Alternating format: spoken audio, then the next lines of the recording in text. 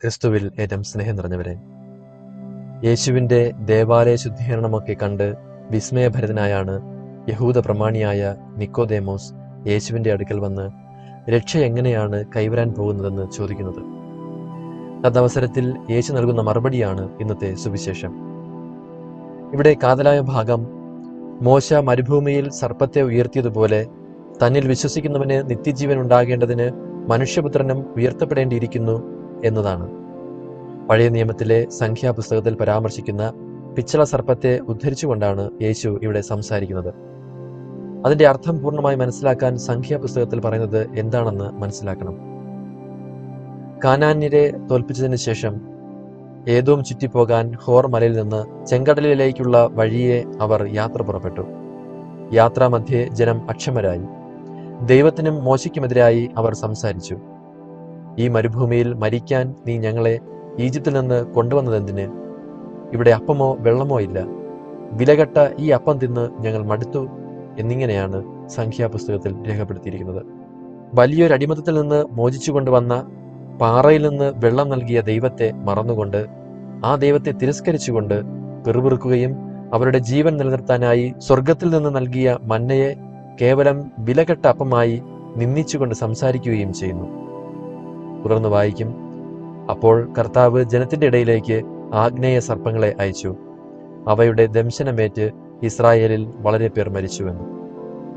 പിന്നീട് നമുക്കറിയാം, ദൈവത്തിന്റെ നിർദ്ദേശമനുസരിച്ച് മോശ പിച്ചള സർപ്പത്തെ ഉണ്ടാക്കി ഒരു വടിയിൽ നിർത്തുന്നു.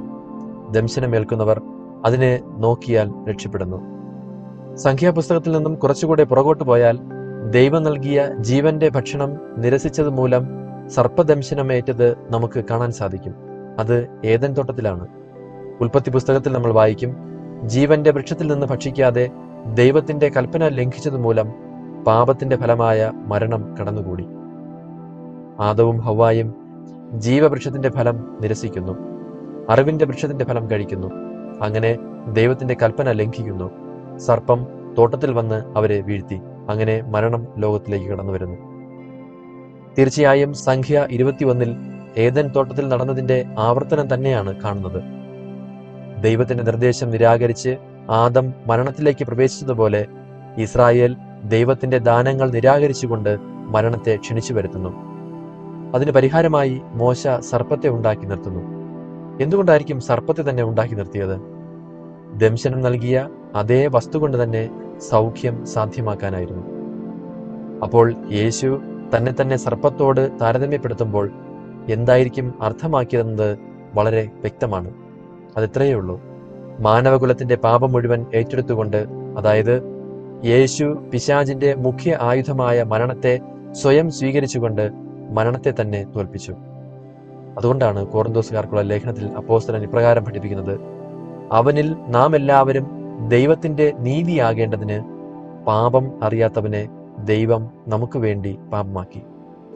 പാപം അറിയാത്തവനെ ദൈവം നമുക്ക് വേണ്ടി പാപമാക്കി. ക്രിസ്തു കുരിശിൽ പൂർണ്ണമായി വികൃതമാക്കപ്പെട്ടുകൊണ്ട് പാപത്തിന്റെ ഫലമായ മരണത്തെ സ്വയം ഏറ്റെടുത്തുകൊണ്ട് നമ്മെ രക്ഷിക്കുന്നു.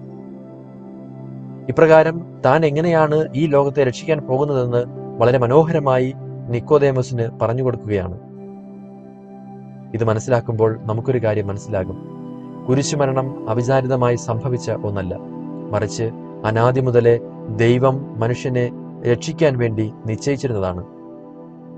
അപ്പോൾ ഒരു ചോദ്യമുണ്ട്, എന്തുകൊണ്ടാണ് പീഡകൾ അനുഭവിച്ചും കുരിശുമരണം വരിച്ചുകൊണ്ട് മാനവകുലത്തെ രക്ഷിക്കാൻ ദൈവം തിരുമനസ്സായത് എന്ന്? വേണമെങ്കിൽ പാപങ്ങളെല്ലാം മോചിക്കപ്പെട്ടിരിക്കുന്നുവെന്ന് പറഞ്ഞുകൊണ്ട് രക്ഷിക്കാമായിരുന്നുവല്ലോ. എന്നാൽ തന്റെ ദൈവിക ജ്ഞാനത്തിൽ അവൻ നമ്മെ രക്ഷിക്കാൻ തിരഞ്ഞെടുത്തത് കുരിശുമരണമായിരുന്നു. കാരണം ദൈവം മനുഷ്യനെ എത്രമാത്രം സ്നേഹിക്കുന്നുവെന്ന് മനുഷ്യൻ അറിയുന്നതിനു വേണ്ടിയും അതുവഴി അവനെ തിരികെ സ്നേഹിക്കാൻ പ്രേരിപ്പിക്കുന്നതിനും വേണ്ടിയാണ്. അതുകൊണ്ടാണ് റോമാക്കാർക്കുള്ള ലേഖനം പഠിപ്പിക്കുന്നത്, നാം പാപികളായിരിക്കെ ക്രിസ്തു നമുക്ക് വേണ്ടി മരിച്ചു. അങ്ങനെ നമ്മോടുള്ള തന്റെ സ്നേഹം ദൈവം പ്രകടമാക്കിയിരിക്കുന്നു. കുറച്ചുകൂടെ വ്യക്തമായി പറഞ്ഞാൽ, ഒരാൾ മറ്റൊരാളെ രക്ഷിക്കാൻ മനസ്സ് വയ്ക്കുന്നതും തന്റെ ജീവൻ കൊടുത്ത് രക്ഷിക്കുന്നതും തമ്മിൽ വളരെ വ്യത്യാസമുണ്ട്. ആദ്യത്തേതിൽ സ്നേഹമുണ്ടെങ്കിലും രണ്ടാമത്തേതിൽ സ്നേഹത്തിന്റെ പൂർണ്ണത നമുക്ക് അനുഭവിക്കാൻ സാധിക്കും. തിരിച്ച് സ്നേഹിക്കാനും നമ്മെ പ്രേരിപ്പിക്കും. അങ്ങനെ കുരിശ് ദൈവത്തിന് നമ്മോടുള്ള സ്നേഹത്തിന്റെ പൂർണ്ണ രൂപമായി മാറുന്നു.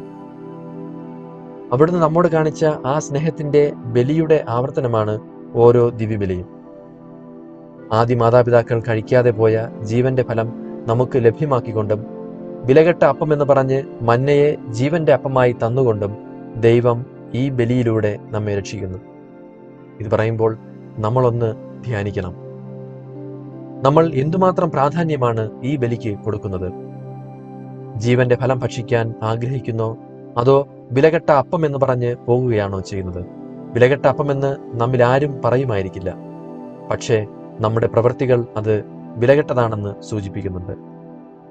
സ്ഥിരമായി താമസിച്ച് ദിവ്യബലിയിൽ പങ്കുകൊള്ളുക, ഭക്തിപൂർവമല്ലാതെ അലക്ഷ്യമായി ബലിയിൽ പങ്കുകൊള്ളുക, ബലിയിൽ ഒന്നും അർപ്പിക്കാതിരിക്കുക, കുർബാന സ്വീകരണത്തിന് ശേഷം അതിന് യോജിച്ച വിധം ജീവിക്കാതിരിക്കുക, ദൈവത്തിനെതിരെയും സഹോദരർക്കെതിരെയും പിറുപിറുക്കുക, അഹങ്കരിക്കുക, സ്വന്തം അറിവിൽ ആശ്രയിക്കുക, നന്ദിയില്ലാതിരിക്കുക, വെറുപ്പും അസൂയയും വച്ചുകൊണ്ടിരിക്കുക, ഇവ ഒരിക്കലും പ്രകാശത്തിന്റെ പ്രവൃത്തികളല്ല.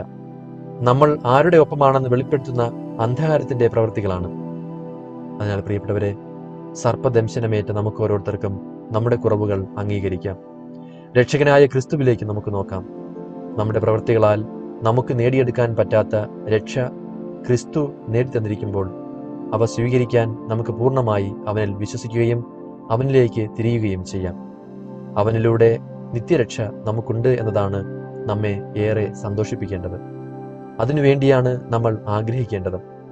ഈ ലോകത്ത് എന്തും ലഭ്യമായ നിത്യരക്ഷയില്ലെങ്കിൽ നമുക്ക് ഒരു നേട്ടവുമില്ല. ദൈവത്തിന്റെ ഏകജാതനിൽ വിശ്വസിക്കാതെ ഇരുളിനെ സ്നേഹിക്കുന്ന ഈ ഒരു ലോകത്ത് പ്രകാശത്തിന്റെ പ്രവൃത്തികൾ ചെയ്യാൻ നമുക്ക് ഓരോരുത്തർക്കും സാധിക്കട്ടെ എന്ന് ആത്മാർത്ഥമായി പ്രാർത്ഥിക്കാം. സർവശക്തനായ ദൈവം, പിതാവും പുത്രനും പരിശുദ്ധാത്മാവും നമ്മെ സമൃദ്ധമായി അനുഗ്രഹിക്കുമാറാകട്ടെ. ആമേൻ.